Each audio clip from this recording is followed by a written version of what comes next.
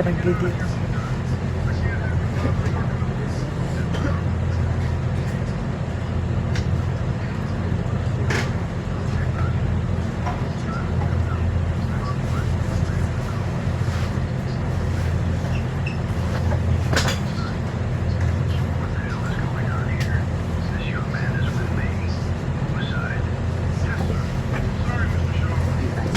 Salamat po.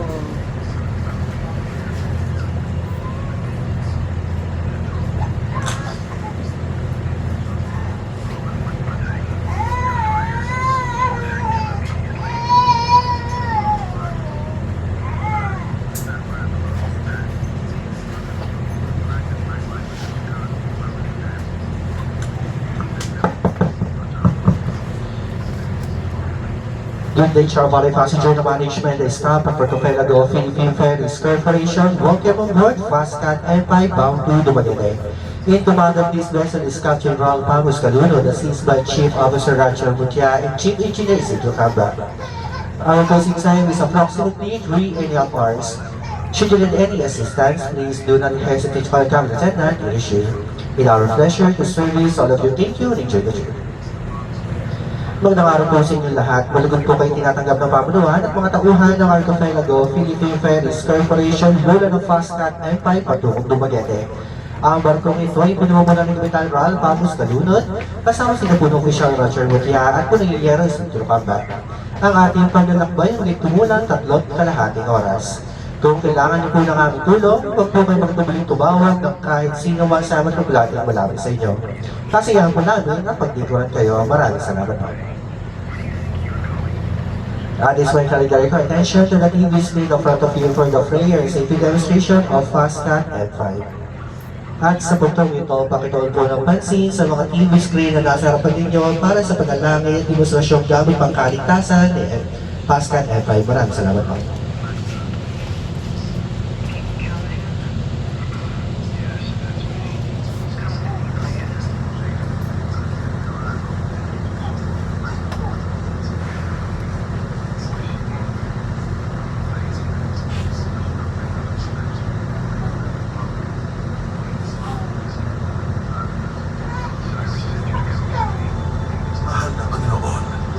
Maraming salamat sa bagong araw na ito. Salamat sa mga biyayang matatanggap at sa walang sawang pagbigay sa amin ng lakas upang harapin ang mga paghamon. Sa tatahaging paglalakbay, patuloy niyo po kaming bantayan at patnubayan. Sa aming paglalayag, gabayan niyo po ang kapitan at mga tauhan ng barko. Hinihiling po namin na maging mapayapa at ligtas ang aming paglalayag, simula sa aming paglikas hanggang sa makarating kami sa aming patutunguhan. Sa ngalan niyo, kami ay nananalangin. Amen. Mga likas na kagandahan, tulad ng karagatan, kagubatan at kapatagan. Mga pagdiriwang na nakabukit sa isip at damdamin. Mga kasaysayan at kulturang humubog sa ating katauhan. Ang paglalayag sa Pilipinas ay walang katulad. Ngayong marami ng mga paraan upang marating ang bawat sulok ng bansa.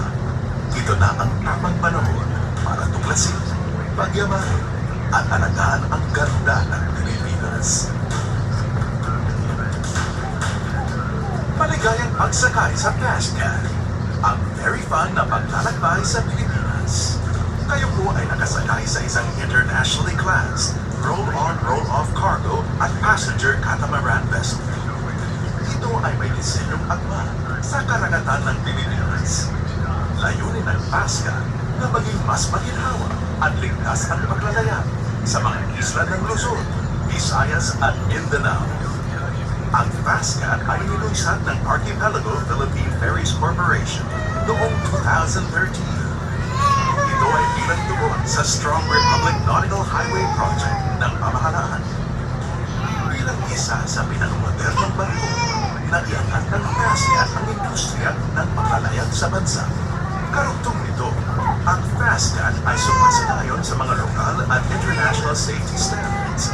para ang paglalayag ay mas ligtas at lubos na mas maginhawa. Para sa ating naglalayag na kababayan, layo ng FastCat na kayo'y bigyan ng mataas at taos-pusong servisyo. Hanggarin din ng FastCat na may iugnay ang bawat isla at mga kalatig na bansa sa pamamaraang very safe, very fast, and very convenient. Ang FastCat ay isang barkong katamaran na may twin hulls. Ito rin ay nag-aaki ng 4 na makina. Ang ganitong uri ng barko ay nagbibigay ng mas malansa, mabilis, at ligtas na pagbibiyahe. Ang FastCat ay may mga pasilidad para sa kaginhawaan ng lahat ng pasahero. Accommodation area,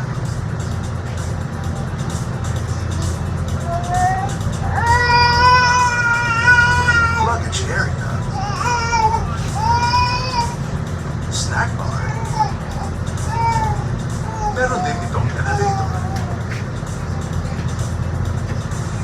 at mga nakalalagang upuan para sa mga nagdadalang sa may edad at may kabansagan. Mga comfort rooms at first aid court. Bukod dito, ang FastCat ay nagtataglay din ng mga sumusunod. Makabagong control systems para sa mas ligtas na nabigasyon. Modernong teknolohiya para sa mabilis at maayos na komunikasyon. At magabago at maaliwalas na engine room. Higit sa lahat, ang FastCat ay tinatiyakbo na kalikasan. Ito ay may taglay na wind turbines at solar panels na maaari ring gamitin bilang pamalit enerhiya sa sandali ng pangangailangan. Narito ngayon ang ilang mahalagang paalala para sa ating ligtas at masayang paglalayag. Para sa inyong kaalaman, may nakalaan na life jacket sa bawat pasahero. Ang mga life jackets na ito ay nakalagay sa ilalim ng inyong mga upuan. Mayroon ding mga life jackets para sa mga bata. Bago isuot ang life jacket, tanggalin ang anumang matalas na bagay sa katawan. Ilusot sa ulo ang butas ng life jacket at itali ng paikot sa inyong baywang. Siguraduhin lapat ang pagkakasuot ng life jacket. Tulungan sa pagsuot ang mga bata, may edad, may kapansanan, at nagdadalang tao.